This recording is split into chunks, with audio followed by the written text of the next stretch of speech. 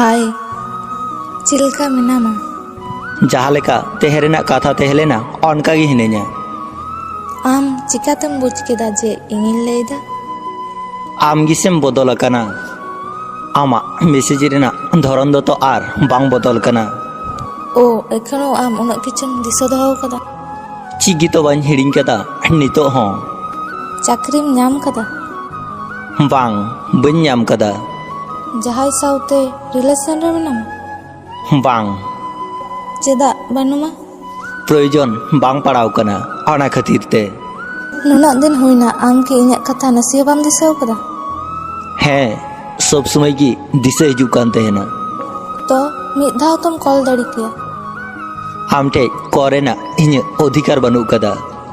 नितो हकिम दुलाड़िन थेना बागियाम नवा को कथा दो आमा ची खबर आम अना लई में आमा रिलेशन चिलका चालू कान तमा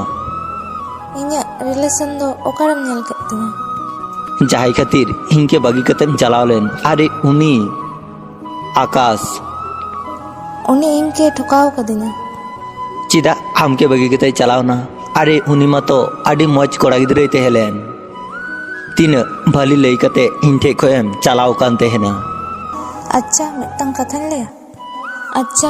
आलंग की आर लहाते लेका रिलेशन बांग हुई दड़िया बांग आर संभव बांग कना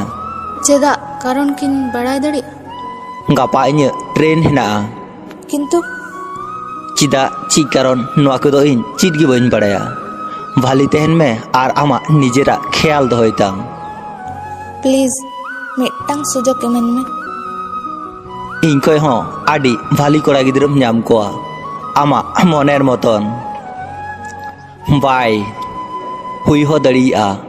9 बाजार रे कोनो मिद दिन आम साउते आबार देखा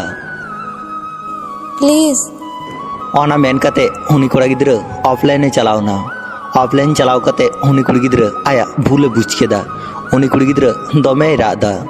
उनी कोड़ा गिद्र हों दमे रादा